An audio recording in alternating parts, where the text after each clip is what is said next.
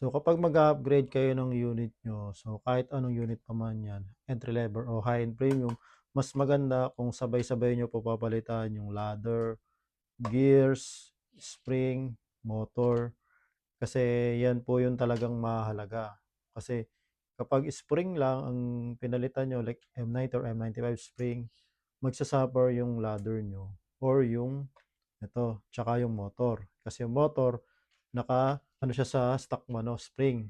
Maaari dapat laging high torque para kahit M110, kayang-kaya niya or M120.